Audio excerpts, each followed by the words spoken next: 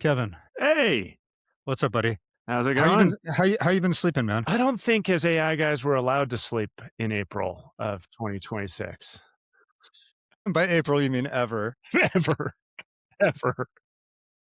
I mean, you've got the Aura ring and everything else. Like, yeah. Do you feel like your sleep is degrading or getting better? Because we've been talking about building all sorts of chief of staff health monitors slash, hey AI, please fix my entire life for me type of products we've been experimenting with. And so I feel like maybe you've been keeping a closer eye on that stuff. Like, how's your sleep been? You know what? I think that part of my chief of staff may have broken and it just like Mm. fell to the wayside on top of everything else because I am pulling everything into a dashboard. And you have business dashboards that will of course have like marketing performance and ad performance and then bring in deliverables and tasks and things like that so you can see things at a glance. And then there's a personal aspect of it, and the two pieces of the personal bit would be the health check, like how am I doing with my Aura ring, and what's my level of frustration. And I Mm. have to give you a little bit of a nod on the level of frustration because what you figured out and you told me over the weekend was that Whisperflow, our dictation tool that we're both using, actually stores all of those dictations locally. So you can take those stored dictations, which, I'm dictating thousands of words a day, and use that as source material as far as how you're feeding into whatever your chief of staff is. But that's not the cool part for me. The cool part is gauging my level of frustration by the number of times a day that I curse at Claude. Totally. I have a I have a similar meter running that I told you about. Of course, just my idiocy then pushed me into trying to also overlay that on top of my calendar. So how I'm spending my time, my task list, what I have backlogged versus what I'm actually doing. And then the data from my biosensor, I use Aura, I use Whoop. And then it tells a story of the way that you're spending the time, the things that you're tasking yourself with, how are they affecting your general mood by the number of F bombs that you're dropping every day, or just the perceived frustration that you have. Because I would say that most of my input to Whisperflow is going to prompt models. Like that is the majority of text that's running through there, right? And how I talk to those models is probably a direct reflection as to how my mental health is doing at any given time, right? So yeah, pretty funny. And that brings up two different threads I want to pull on. I'll start with the first one because you brought it up with this thing that you're building. And we've built many things. And I started to have not a realization, but just a reality check on this idea of building things because you can versus them being useful, and how that's probably also happening in the workplace as well. Just because you can do it doesn't always necessarily mean you should. And even if you peel back all of the cool layers that we put on top of Aura or Whoop, even that by itself, when I wake up in the morning, just like a junkie, I grab my phone, I look and how are my sleep analytics? What is my recovery? And I don't even really need those numbers because I know if I slept like crap. Like I know it. I know if I slept well. I know if I feel good enough to go run into the gym and do a heavy leg day versus like, yeah, maybe today's just going to be a walk because I am beat, right? And very often the number that it gives me isn't a really good representation of how I'm feeling. And I catch myself doing the same thing with building all these AI products where I'm like, wow, now I can crunch all this data and have these insights. But do I really need all those insights? And the answer is sometimes yes, you do, right? But other times it's you're just creating so much noise, and we've talked about this, right? Like just the amount of noise that you can pump out with AI right now, it's pretty wild. Yeah. So I listened to an interview with Jesse Hanley a couple of weeks ago. He's the founder of Bento, which is a cool little email platform. And the guy's totally living his best life in Japan somewhere with like no staff. And the way Hence that the name of the product, Bento. Okay, cool. Bento, yeah, Bento. Fan of Japan, yeah. Okay. But he's pretty well known in sort of like lean startup type circles. And the way that he phrased it was main quest versus side quest, like in a video game. And I know I texted you that this morning, like out of context a little bit, but it's been what's running through my head. Like, what is the main quest that you're on as far as how you're trying to deploy these tools in your business? And what are side quests that are kind of fun and nice to have? And I'm personally trying to keep my side quests like my frustrationometer, which has a different term in my dashboard for sure. Uh, And a different marketing name because that just rolls right off the tongue so smooth. it's just so smooth. I can see the Facebook ad now for it. But you know, it is part of our job to stay in front of this because we're advising companies and leaders of how to figure this stuff out, and sort of suffering the slings and arrows of disappointment and frustration as we go through it is arguably part of the main quest. But if you can spend your scarce experimentation hours pointed at the things that are actually going to solve some of your business challenges, then that's probably what you should be pointed on. So, ask yourself, Yeah. is this a main quest or is this a side quest? That's where I feel like the line gets blurry sometimes because when these features drop and then I inevitably get an idea around that feature, I start entering that territory of a solution looking for a problem rather than I really need to solve this problem. And now I've got the solution.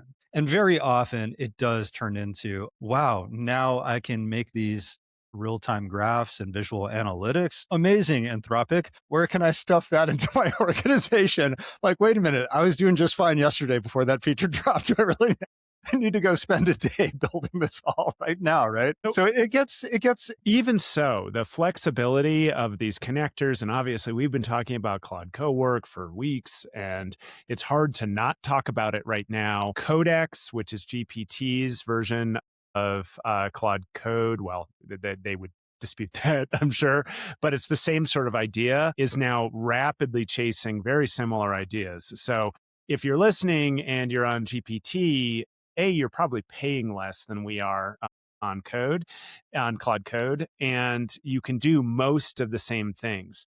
And the form factor that's coming together that's worth hitting, that I think both of us are seeing, is something called the mono chat or the mono thread. So you're starting to run your entire day through a single chat exchange that's pulling the right information from different sources around your organization and allowing you to react to them. So gives you a morning briefing. You respond to the morning briefing. You update some employee who needs to be updated. You check into the progress of whatever, and now you're in your day. And you might craft an email, you might do a little proposal, etc. And it's all in just one monster thread. Yeah, and I think a lot of this started when we go back to our OpenClaw conversations. And one of the things that made that so interesting for so many people is that it had this perpetual memory. So, in other words, you weren't just launching a new thread without any context every time or creating a new project that lived in this silo.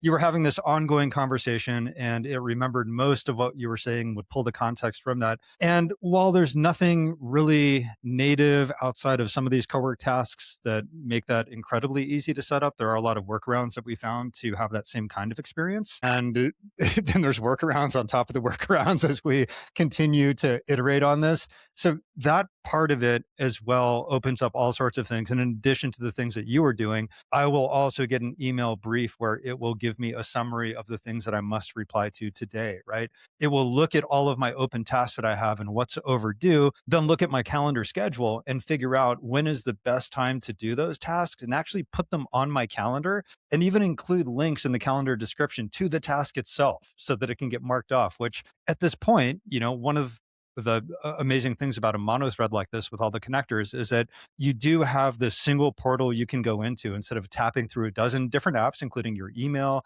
your calendar, your to-do list, your project manager, all this stuff, and instead just have a singular conversation. And when the task is done, you say, "Hey, my assistant's name is Pepper. Hey, Pepper, I did that thing. Oh, amazing! I'll cross it off for you right now." It calls a tool, it crosses it off, and then the next time that I ask, "Well, what do I have to do?" That thing is already done, right? So it's happening. That's starting to be a real useful utility that I'm in every single day, and I'm moving more and more of my workflow to it. So you'll probably, listeners, be hearing more and more about this concept of a mono thread, and that's So what it means. also, this is super early days in this, and we can't overstress that enough, that it is pretty janky still to set a lot of these things up. But the major platforms, well, Anthropic and OpenAI are definitely telegraphing their vision for this, which is something to do with the monothread. And two things happened in the last couple of days because of just the pace of change that people should be aware of. One, on the codex side, so GPT's codex, if you've downloaded the app, they've added something they call heartbeats to threads. And that term actually comes from OpenClaw, which we don't need to go down that rabbit hole, but that was one of the brilliant unlocks of OpenClaw is that a heartbeat is where it pings an information source every 15 minutes, every hour, every 5 hours, whatever it is, and it proactively feeds information into your system. And by building that right into your chat, that mono thread becomes more useful because there are things that are happening around you that if you're not focused, you're going to miss. So tasks are getting updated, emails are being sent, HubSpot's getting updated, whatever. So by firing a heartbeat, you get that update right in your thread. Claude's version of this, they're calling it live artifacts. And it should have, if you updated your Claude code or your Claude desktop app, it should appear in your left bar. And this is supposed to do something a little bit similar. And it's trying to make this chief of staff or daily operating system a little bit more transparent for people to build. Those I've built with it just last night, I found to be a little bit disappointing because I'm trying to do a bunch of things that aren't just check my calendar, check my email, check Slack. So, but for people who are trying to get started, it's definitely worth a go. The other caveat that is that a lot of this stuff doesn't work particularly well outside of the Google universe, which is sort of ironic, but Google tends to play better with these connectors than certainly Microsoft. And I believe Apple can be problematic as well. Apple is a walled garden through Yeah. and through. So there you are. If you're running an Apple, an iCloud email address, and you waltz in there and you think, oh, cool, I'm going to connect my calendar, I'm going to connect this, I'm going to connect whatever. At the moment, it's really, really hard. Hello, That'll Copilot. change. Sorry, here you go, Yeah. Copilot. So in Microsoft, well, even worse, I was meeting with a client yesterday and he couldn't use Copilot to do what he wanted. So Copilot is the Microsoft solution. He was using a personal but paid Microsoft 365 plan. And you couldn't do the agent-based functions in Copilot unless you were on like a business plan, which he was perfectly happy to pay for. But then his domain was connected to the wrong part and he was going to have to re-authenticate his Hey, domain. And I basically said, you know what? Let's just schedule another meeting in June. And a lot of this stuff will have sorted its way out by then. But yeah. I feel like a lot of the work I've done in the last 2 or 3 weeks it was formative, it was educational, it was interesting. And then somebody who opens this door around June 1st is going to have a very different, much more straightforward process. So if you're kind of feeling the FOMO here, I think that some of this still has a little bit more time to bake. And if you're not like really geeky and willing to get into the fiddliness, you might be better off just waiting a second. And by June, you mean 2 weeks. You know how Yeah. people are inherently poor at being able to plan time for tasks? Have you heard about this? Like the 1.5 rule? Like if you think something's going to take you a week, you better plan a week and a half because our brains are just predisposed to underestimate the amount of time something takes. Flip that whole thing with AI. When you think something's going to take 2 months to actually come to market, just go ahead and reduce 50% off that as a rule of thumb for now. And then pretty soon it'll be like take 75% off that, take 90% off that. Because the rate that things are shipping right now, like OpenAI, I was just kind of shrugging my shoulders thinking, yeah, I don't know. Maybe I don't need to pay too much attention right now. Then all of a sudden, a ton of stuff dropped there that is actually really useful, a lot of utility and features that we're not seeing in the other frontier labs. Right. So yeah, it's all moving so quickly. Before I lose this thread, Kevin, going all the way back to the reason why I asked you how you were sleeping was I had one of these really weird AI moments, and it actually came from sleep. Um, I realized that I don't know if do you remember your dreams very often? Like when you wake up and maybe you wake up, usually there's this cast of characters. It's people from your life. Hmm. Maybe you had dreams and your parents are in there, your siblings or your spouse, children, your friends. Sometimes it is strange people that you don't recognize, but for the most part, you have this crew that shows up in your dreams. I woke up 2 nights in a row from very vivid dreams about AI, like actually interacting with AI. And I started thinking, like, I've been in knowledge work for a very long time, like, I don't know, like 30 years or something. I've been pecking at keyboards and in computers and spending a lot of time pushing pixels around a screen, yet I don't have any real memorable dreams about doing so. Like I have very funky work travel dreams and I'm missing flights and I'm stressed about meetings and stuff like that, but not actually interacting with the tools. And I'm having these vivid dreams about interacting with the tools. And I had a realization. And you threw me a meatball when you immediately brought up dictation and whisper flow. For the first time ever, most of the time that I'm spending interacting with my machine is through voice, right? And Oh, we've talked so wow. much about how we inherently are just we're born oral communicators. It's how we've been doing this for hundreds of thousands of years, right?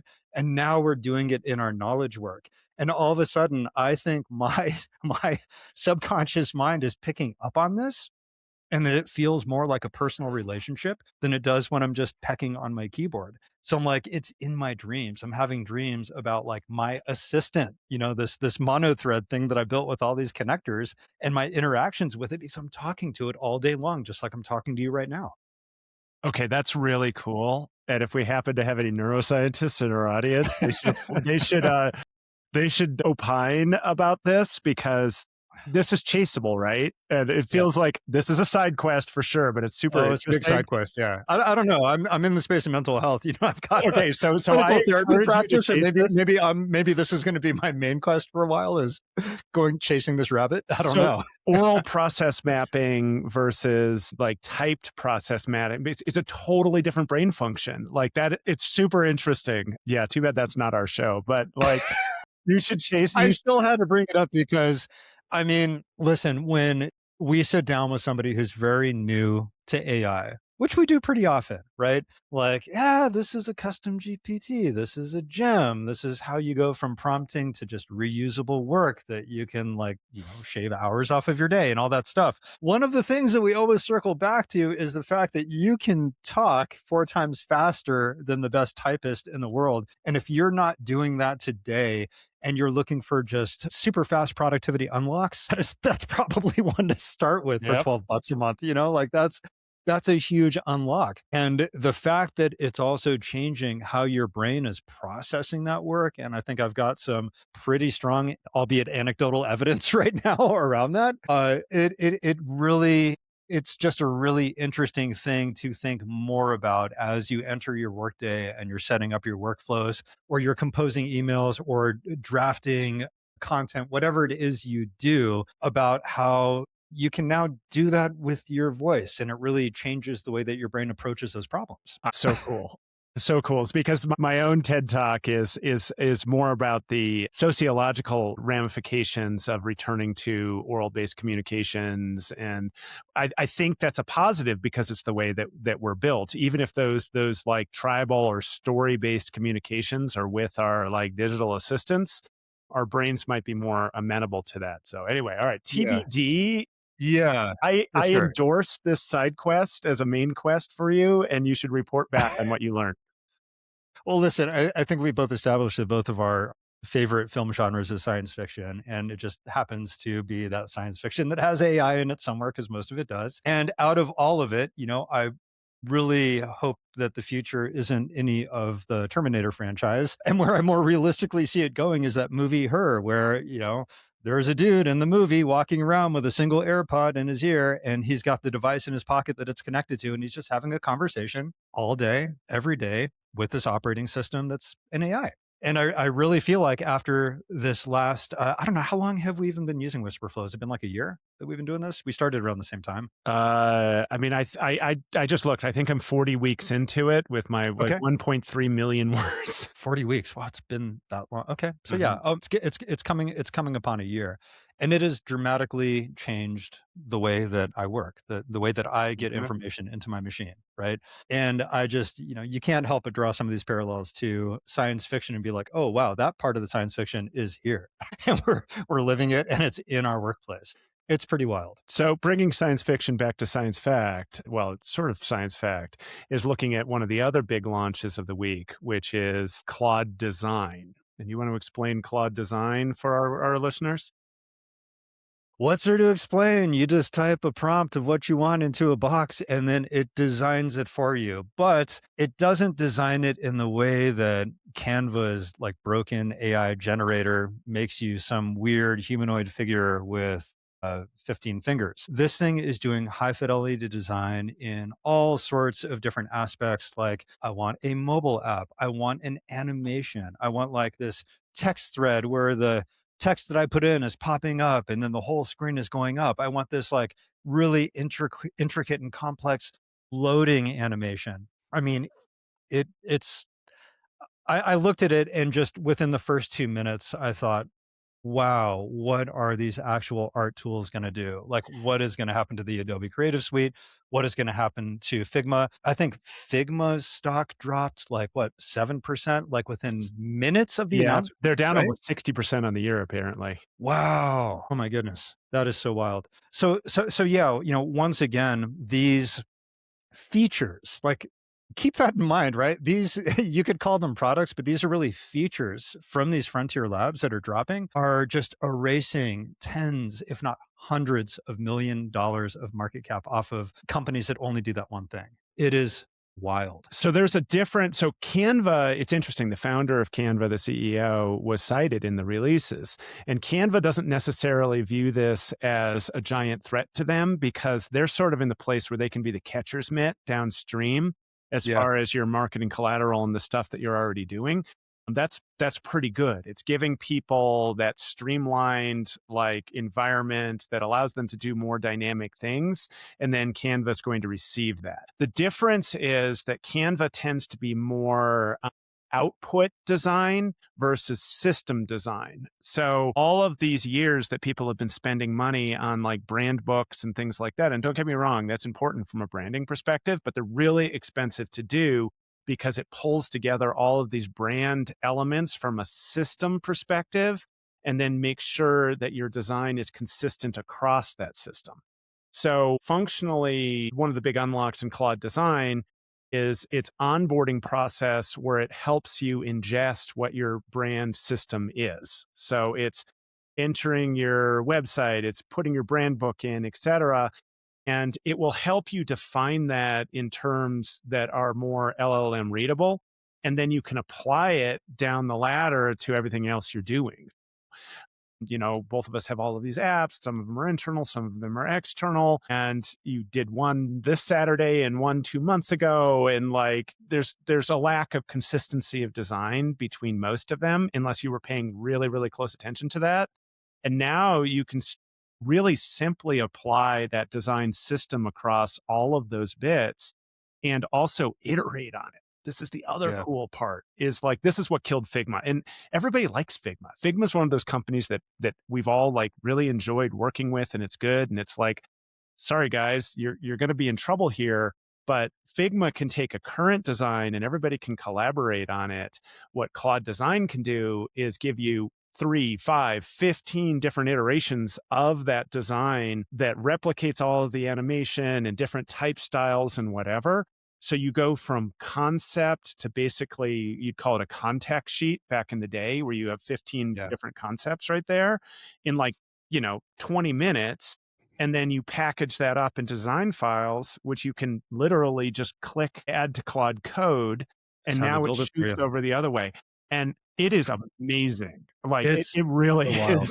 is. It is so absolutely wild. And, I think what you mentioned about how Canva fits in that mix and why they're a little more protected, like why there's a little bit more of a moat there, is that when you look at all of these art programs out there and the ones that might be in trouble, a lot of it comes down to complexity, like the amount of work it takes to get an output from these art files. And I've worked in these things for decades now, right? So when you kind of go to the Adobe Creative Suite, a lot of people, even though better, more efficient, and less expensive tools came out over the years, never left simply because the barrier to get in there and to really understand it and to get a good output from it is so incredibly arduous that once people got in there, they're like, yeah, I've spent literally years honing my skill of working through on all these convoluted nested menus to be able to get the output that I want, that I'm not going to leave Illustrator or Photoshop or anything else. Like I'm staying here.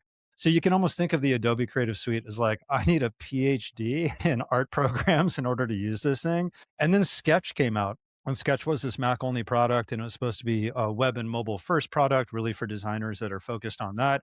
And it was a lot easier to deal with, and a lot of people moved there. And then Figma came out. And Figma kind of hit that sweet spot between Sketch and the Creative Suite, and everybody, like every designer I know, and I employed tons and tons of designer, everybody was on Figma. Like just the way things were shared across Mhm. teams, its ease of use, its templates, everything. But it's still not like a pick it up and just start using it on day one type product. Figma is more of like you don't have your PhD, but you've got your master's, right? Then you've got Canva. Canva's kind of like the hey, you got a GED from high school? Come over here, guys.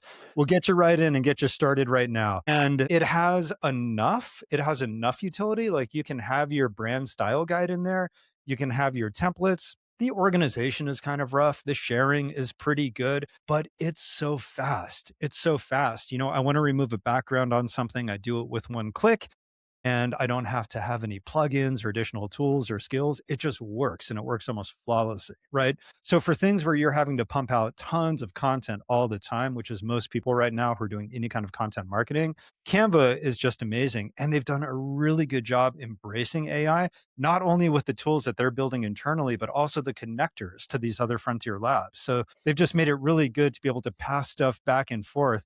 And for that reason, it's kind of like for a long time now, we've been able to spin up websites really fast with generative AI tools, right? But none of them are truly a CMS, right? Mhm. Nothing is really managing all that content. Like, oh, now I need to sign up and spin up this blog management tool. And oh, this is where my podcasts are. No, you're having to kind of piece all this stuff together. So in today's age, even with the best AI stuff for building websites, you still need a CMS somewhere, whether it's WordPress or Squarespace or Wix or whatever you want to use. And it's the same thing with art, right? Like even though you can generate all this amazing stuff with Nano Banana, I still have to put it into Canva to take off the Gemini watermark and maybe put my logo on it and do all this stuff that these native AI art generation tools can't quite do. And Canva seems to be turning into the de facto place where all that stuff lands, like almost like the CMS for art programs. Well, I think embracing it's the right move. It's much cheaper than the other platforms that are out Oh, there. it's cheaper than all of them. Yeah, I think it's like It knows 13.95 a month that, or something. so it Yeah, falls into the category of, "Cool, why not? This is doing the thing people like using Canva, it adds a lot of flexibility, it is fast." So, for those of us who live and breathe in these AI systems, sometimes you end up doing small things in them that is like, as it goes off and thinks and, drains a lake in the Midwest, like, "Maybe I just should have done this manually somewhere yeah, else," and I think that will persist, but they've made it frictionless. And I think strategically, they're thinking about this better. But they can do that at $20 a month or whatever it is per seat. totally. And whereas if you're Adobe, you're thinking, wow, I don't know, $150 a month for some of these seats or more. Like, it's going to fundamentally change the way that your business works, Yeah, and you kind of have a fight. So I have this conversation a lot lately with SaaS products that are trying to figure out how they persist in this new environment. And it's, well, the first thing they react to is, I'm going to add all of these AI features that essentially let my product do what it was always supposed to do, but was never able to do. And then I'm going to go out and charge my customers more for that. And guess what? It's not working, because the customers say, "Great, cool, your product is very nearly almost working the way that it was supposed to when you sold it to me. And I know that AI is saving a lot of money, or at least I think it is. So how about instead you cut my annual rate by 30%?" There's a gut check internally, because they've increased their variable costs because they are adding AI to it. It does cost money behind the scenes, and they've put development dollars into it, and they've made this investment. And then the customers just defect anyway, sort of quietly, because it's so easy. Like, the barriers to exit have shrunk to almost nothing with most of these platforms, right? yeah, So it's going to be really, really challenging for people to figure out where they play in that world and what their value proposition is going forward. And you don't yeah. really want to be the SaaS that's like, "Cool, we still have 1,000 customers left and they love us and they're going to stick around," but they're sort of slowly shrinking. Yeah.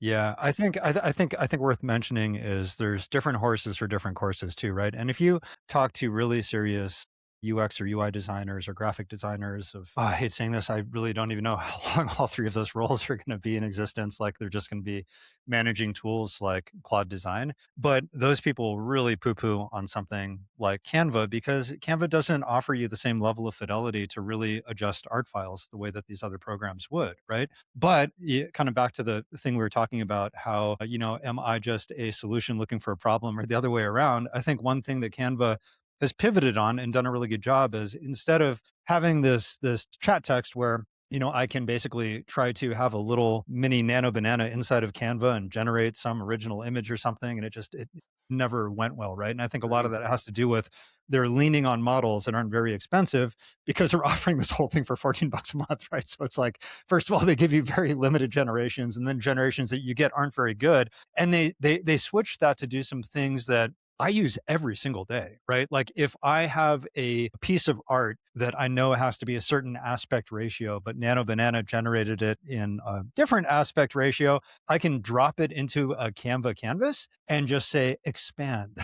Just hit the magic button that says expand, and it will fill in all the edges and do a really good job using AI to just blend that all out and save what would have taken somebody many, many hours to do as an illustrator, right? Like that's one example. Another feature that I think this just dropped last week was that, Nano Banana and some of these other models are getting really good at not only the image generation, but putting labels on top of those images. So, say you had a complex Venn diagram with a bunch of little labels and arrows and everything else, and you're like, oh, this is so cool, except just this one label it put on there misspelled something. Like now you're down this track of trying to get it to generate again, almost the same, but just that one label. And sometimes that's almost impossible. Well, now you can drop that whole thing into Canva. You hit the layer button, and in about 5 seconds, it has just peeled apart everything in that art file.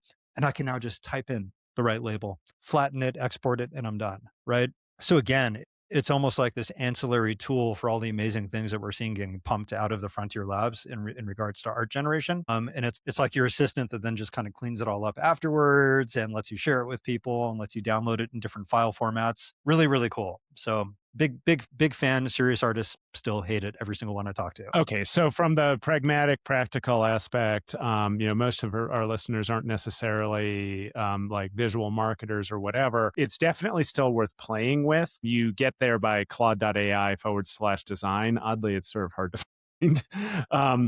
But do enter in your style guide and play with it a little Yeah. bit.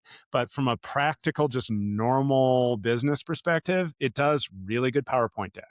And they're not like the Notebook LM, absolutely beautiful, graphically intense outputs, but they're very clean. They're aligned with your style. You can create them really, really quick. And then you can download them into PowerPoint and you can actually edit individual things in them. So you can tweak them. So, as just a small unlock, I think that's a great way to use it. And just it is something that's worth playing with. The note is it is extremely expensive with tokens to Was use. just gonna say that. The other difference between that and Notebook LM is that Notebook LM isn't quite as energy hungry. This is so it is a little unclear how they're tolling this because they've added a new bar to your usage in Claude, and mine's 100% used, and I won't be able to touch it again until Saturday at And 1 you made p.m. a flyer. I did a lot with it. I mean, I used it I for wondered probably how 5 hard you hours. beat up on it to max out your I usage. did, and Yeah. I'm on the $200 a month max plan, so I Okay. probably had, but I probably used it for 5 hours or so, and I did do some pretty cool stuff with it. So I'm pleased. I'm a little annoyed that I can't even buy my way out of jail because there's a couple of things that I'd like to extract from it, but I'm like twiddling my thumbs until Saturday. Yeah. I have this conversation a lot with people who are getting into this, who listen to us, as a matter of fact. They get into Claude Code and they're like, one prompt, two prompts, done. That's all you can do. And we have talked about this before, but essentially, if you are going to start basing actual activities and productivity, much less something like a monothread or using Claude Design or coding things or using cowork, at this point, you pretty much have to be on the $100 a month plan. Otherwise, it's going to be an exercise in frustration. Know that GPT has not caught up there yet. So I have numerous friends who are quite cheap and they're like, I couldn't possibly spend $75 more for this magic machine that does everything for me. Like, okay, guys, come on. you can use GPT and Codex in particular, and you can do a lot of these same things. And at least at the moment, it isn't that expensive. So your normal paid $20 a month plan will give you access to plenty of access, such that you can start playing with some of these things. Yeah, you know what? This might be worth talking about too. Unless you're a developer, which you probably aren't if you're listening to us, there's a lot of pretty wild automation in systems, and another feature that Anthropic just dropped as well, with actual dedicated automations that are doing the same kinds of things that like Zapier or N8M would be doing. That would all be part of your subscription, right? So even if you are paying that $100 a month, the amount of mileage that you can get for model usage from that $100 a month compared to if you were just calling the developer API for your account and just paying in tokens is wildly different. Like wildly different. So for $100 a month, if you kind of space out these scheduled tasks that you have, especially around hours of the day or night where peak usage isn't as sought after, you can probably get, I don't know, man, I have to just throw a number out there, but based on conversations I've had with people, maybe a couple $1,000s worth of utility that you would be paying in tokens out of $100 a month plan by just using the tools inside of the actual Claude desktop app. So again, and this kind of goes with everything that we talk about AI, that is in this window today. We have no idea when that's going to change or when they're going to turn the dials and say, yeah, guess what? We're changing usage restrictions on this. Or OpenAI could do the same thing, right? And like all the mileage people are getting out of Codex, that could change tomorrow too, right? All of these things are just a little dial turn away from somebody behind the curtains at any of these frontier labs deciding what they are going to charge for these different parts of the product. So we've talked about this before, but it's a race between all of the platforms, customer acquisition and adoption, and then embedding these processes into their workflows. And there are wise capitalists on the hill who are giving a weather eye to how embedded these systems are becoming. And once they're really embedded and they're really starting to provide value, that's when I think the dial is going to start being turned the other way. Because if they do it too early, they'll drive away adoption, they'll frustrate people, et cetera. And if they do it at sort of the right time, it'll be frustrating, but a lot of us will probably happily pay for it because we're seeing the value in our daily work, and it means that we're not necessarily having to staff for certain things. We've reduced costs elsewhere, et cetera. So I'm not necessarily going to begrudge it. And then the other race is with just the technology itself. And we talked about this a couple of weeks ago, but the commoditization of the models is real. So you're going to end up with tiers of service. Like, it's okay to be on today's Opus 4.7 when it turns into Sonnet and it's a little slower and it runs. All depending what you're using it for, right? All Yeah. depending on the task. Yeah. And some people will be willing to pay a ton a month. I mean, I truly wouldn't be surprised if you saw $1,000 a month, multiple thousands of dollars a month for premium subscriptions that are really fast, that are doing really critical analysis all day long. But that's Yeah. not for mere I mortals. mean, that's not too hard to imagine because there's enterprise companies out there that are paying millions of dollars for tokens Mhm. to run their products or their organizations or to take the place of 30% of their human staff they used to have, right? Like that's a very real thing that's happening. So it's not a stretch to carry that out into more of the general consumer market where somebody's getting thousands of dollars a month in real work utility out of something that they were just paying, 100 or $200 a month for. And then all of a sudden, once that is really solid and it's not quite as brittle and janky and you're having to do little fixes and workarounds and like, I look through our text thread and half of it is just, well, how do you get around this? Because I can see how this would work, but what's the little hack? Like what's the chewing gum and spit that I need to apply to this workflow to get it to work? Once that stuff starts going away and it becomes really robust and you're really hooked on it because it has solved actual problems that you have in your workplace, it's not unreasonable to think that all of a sudden the price tag would then go up as that product matures. So I hope not selfishly because I don't like paying tons and tons of money for software, but you can see how we're going to get there. And actually that's something I want to talk to you about, Kevin, is that way back when I remember talking on our show about those people who are newer to AI or really trying to get it embedded in their workplace. And it does feel overwhelming, right? If you just look at one of these labs like Anthropic, we talk about how there's this little button on the left hand side of your desktop app that pops up many times a day that says relaunch. We've got updates. Guess what, folks? These aren't just security patches. Like there's now a whole bunch of new features every time, right? That's a lot to keep up with one lab. So what we'd often advise people is as you are dipping your toes in the water, trying to find real AI solutions to the problems that you have at work, pick a lab.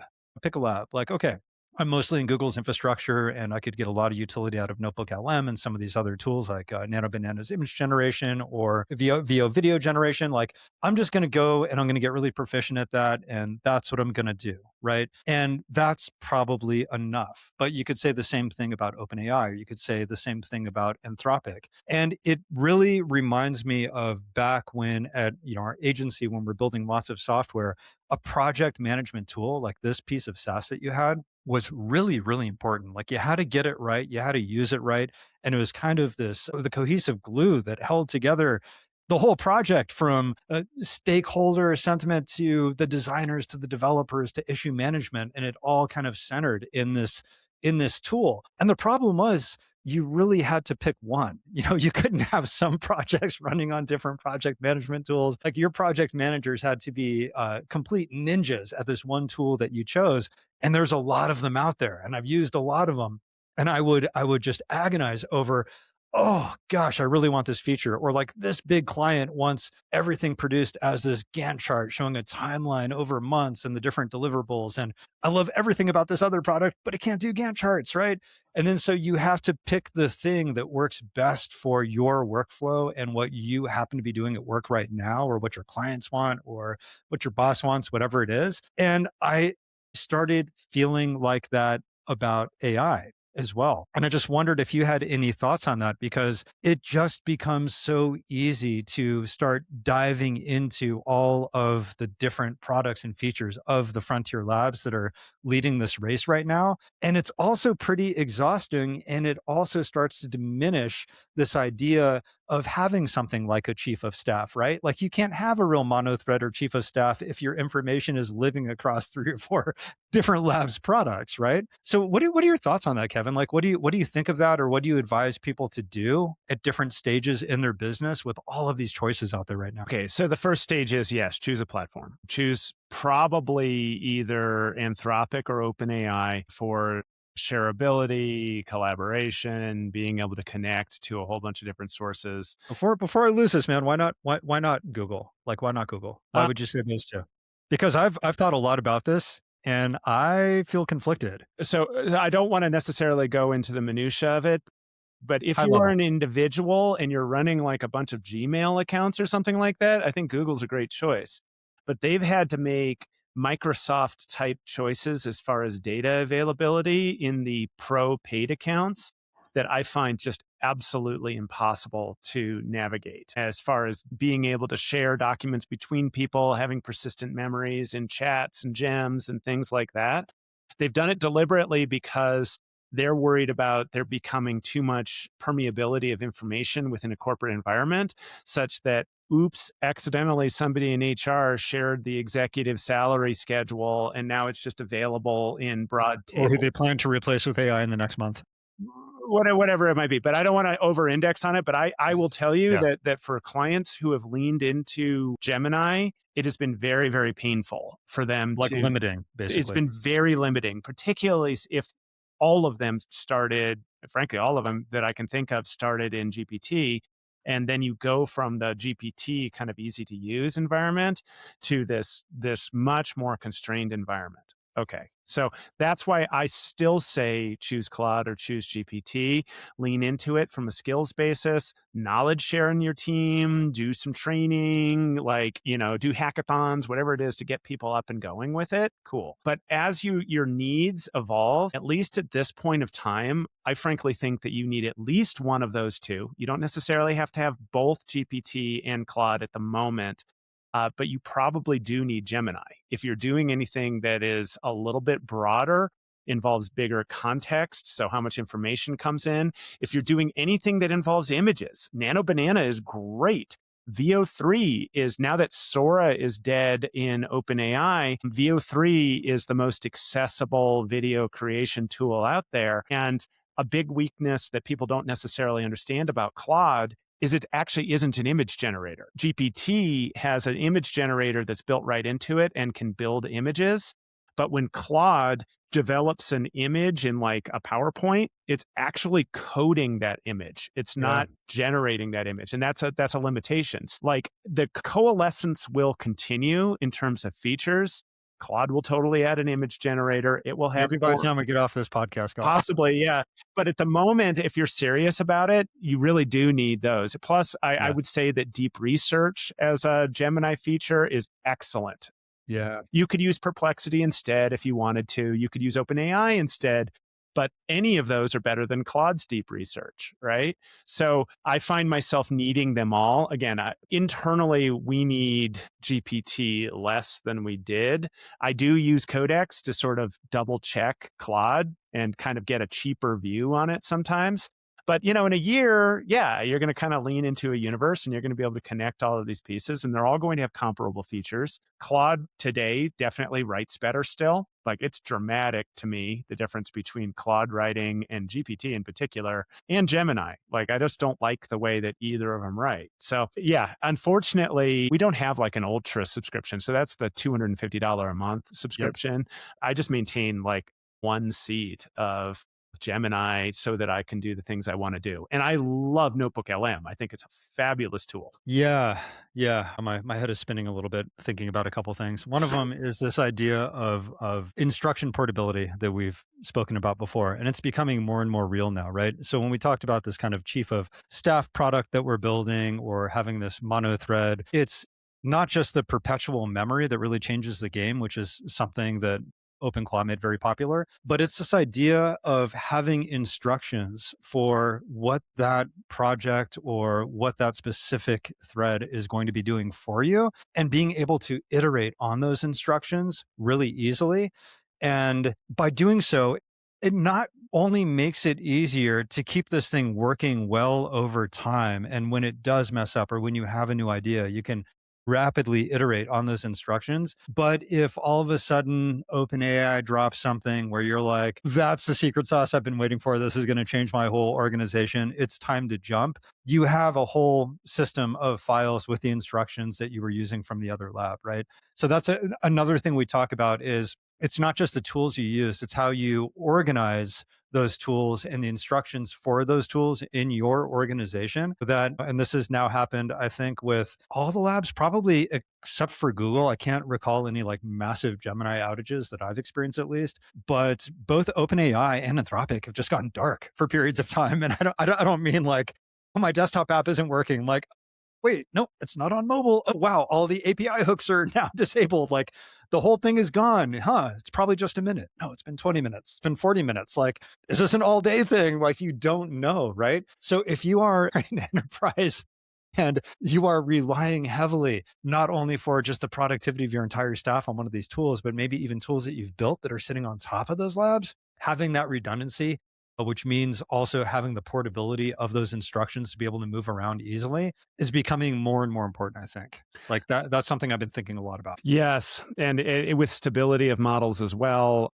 So Claude has had, or Anthropic has had just a huge surge of interest and it's made their back end strain, basically. They didn't invest quite as heavily as OpenAI or Google did in that infrastructure.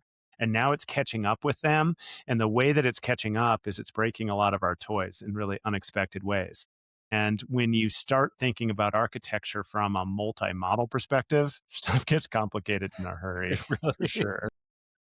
it really does. It really does. And I mean, I would say that, and this happens across all of the labs, like you aren't necessarily getting a consistent product every day. Like, we'll message each other and say, wow, have you noticed that Sonnet just got really dumb today? Like it's hallucinating or making a bunch of mistakes. Like, do I have to switch to Opus for these mundane tasks because Sonnet just can't do them correctly today? And then I go through my usage. And then by the afternoon, that has changed again, right? Or somebody will report the same thing with GPT, just being overly sycophantic out of nowhere. And then all of a sudden that changes by nighttime, right? So there are literally, engineers and researchers at all these labs like turning dials all the time that we're not aware of. And it's not like there are release notes coming out for this stuff. It's happening in real time as you're using the tools, Yep. which is it's challenging. It's challenging. So it's nice to have backup plans. And it's okay for you and I, sort of. I mean, we go Yeah. on side quests and whatever, but we're learning as we're going, and some of our more like really savvy people. But as you're trying to dip your toe into it, and you're being told that this is this magic machine that solves all of your ills, it has become really clear to me as I work with extremely accomplished, very smart people who are AI beginners that it is still has a ways to go, such that it's intuitive in a way that people are expecting, and I think the labs understand that. The Yeah. other piece, as far as sort of the amateur layer of this that we have to bring up, I feel like this always happens in our shows at some point, but it's like, Usually around the 50-minute mark. Yeah. yeah, usually around the 50-minute mark. This is where we do a note of caution. Last week it was about passwords, and everybody needs to change their passwords because Mythos through Anthropic is out there in the live, and apparently it can pretty much crack anything. Well, we don't know if it was Mythos, but there was a big data leak this week, and through Vercel, which for those who are listening who are launching their own apps, when the app gets surfaced at the end, Vercel is one of the platforms that people use to do that. And what happened basically, it was cracked. And we talk about APIs and connections and things like that. But APIs can also go to like banking records. So in my own world, I received a note late last night that one of my Stripe like credit card connectors had been surfaced. No fraud had occurred or anything like that, but it had been surfaced out there, which meant that I had to rotate those credentials. And I was thinking about that for a second, about just how many tens of thousands, hundreds of thousands, probably millions of apps that people have launched in the last like 4 months since all of this stuff started happening. And these are people who have never built things before. And they're just sort of blindly following the path of, oh, I've got this secret, and this secret connects to Anthropic, and Mhm. that's going to allow me to use an AI to power this thing. And now I'm just going to add that to Vercel and it's all rosy. Well, if somebody gets a hold of that API key, they can use it, and they will use it to rack up a really big charge. So first defense is anywhere that you have an API that's connected to like an LLM. So it's connected to Gemini, it's connected to OpenAI, it's connected to Anthropic. Make sure that it has a cap on it such that it can't spend too much. So you put, Yeah. $100 a month or something like that. So if somebody does get a hold of it, like, okay, it's going to cost you $100, but it's not going to be the end of the world. If it's open capped, you could legitimately get a charge for $50,000, $100,000 or something like that. So Yeah. put a Or cap until on it it. hits your credit card limit. It really is the equivalent of just like throwing a credit card with $100,000 limit on the floor of Grand Central Station and being like, "Here you go." It's out there. It's out there for anybody to use, and it's real. It's interesting because like as I would build stuff in different models and I'm getting fatigued and a little lazy and I'm just like moving code around, I'd grab an API key and I'd be like, "Give me the code with my, with this key in there." And it would often yell at me and say, "Don't ever put your API inside of this chat. That's so dangerous." I'm like, "Yeah, I'm tired. Stop scolding me and just do it." I think I've typed literally that. I'm tired. Stop scolding me. I trust your terms of service and you're not going Totally. to leak Yeah. it. Yeah. If it gets exposed, it's a risk I'm willing to take. I have limits on it. Like, I don't want to cut and paste this API key into like this little line of code that I have to find. Right. But it just illustrates how important it is that even all of these models, at the very basic prompt replies that it gives you, it says to be very, very careful about that information. Well, So, and just, from an exposure perspective, amateurs are building things they've never built and they don't understand a lot of these risks out there. Amateurs on your own team are building things that they don't really understand as far as a level of exposure. So when right. Your you're person from the mailroom who's now your lead vibe coder, Yeah, and it's happening. I mean, I'm seeing it's stuff like happening. I that, know. which cool for that dude, right? But Yeah. but like there does have to be a level of rigor in it as far as understanding what has access to what and what security protocols are in place. And it is totally the Wild West out there, and it's going to be like the best year ever for organized crime as far as like being able to crack all of this stuff because there's more surface area, there's more stuff, and most of that stuff has been built by people who don't really know what they're doing. So, like, stuff's going to really start breaking. So the other Wow. practical tip is on a schedule, you need to you need to rotate those keys such that if they do creep out in some way, sort of like the one-time passwords, you need to rotate the keys that are stored in Vercel or Cloudflare or wherever it is that you're deploying these things in case it's Yeah. cracked. And So these are relatively easy things to do that yeah, everybody should do. It's just good housekeeping. How you keep your voice, Kevin, from being cloned by some fraudster who then calls your mom and asks her to wire, a couple $100,000 to him. I don't know how to fix that yet. We'll let you know when we figure that one out. But it's like, yeah, for every bit of innovation, there's innovation in crime as well. And well, we're starting to see it with at first these tools for hacking, and it is going to be the Wild West for a while. I mean, It's I'm pretty not crazy. sure if my mom still listens. We may have gotten too technical for her and she drifted off. But if you are listening, my mom does have a code. I'm not going to tell anybody what that is, but we have a code. So if you It's a need a really good idea. code. Everybody Yeah, needs a code. it's a really good idea. Yeah, So yeah. Your mom probably knows exactly what an API is now and an MCP and she everything else. might, she might. But regardless, this podcast is getting a lot of downloads, is what we discovered this week. So now we have to start doing that thing of, if you're listening to this, please give us a like, forward it to some other people. We're really having a ton of fun doing this, and the sort of feedback we're getting is really pretty good. By all means, reach out to us if you have questions, but we'd definitely appreciate that like and maybe even a review. Yeah, and Whisperflow. I know you're in San Francisco and you're probably listening to this and just dying to sponsor us. So, Kevin and I use it a lot. Just saying. Just Just saying, saying. just Just saying. saying. A little affiliate commission would be nice. All Totally. right, sir. Totally. All right, Kevin. Good Great stuff, pod. man. Talk next time. See ya.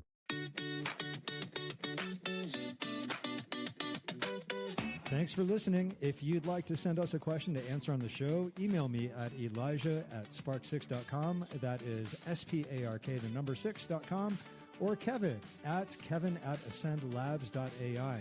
To learn more about AI strategy and training for your business, visit Kevin's company, Ascend AI Labs, at ascendlabs.ai. And to learn more about design and development of custom AI solutions, visit my agency at spark6.com. You can also sign up for my free newsletter, AI Framework Friday, by visiting spark6.com/newsletter.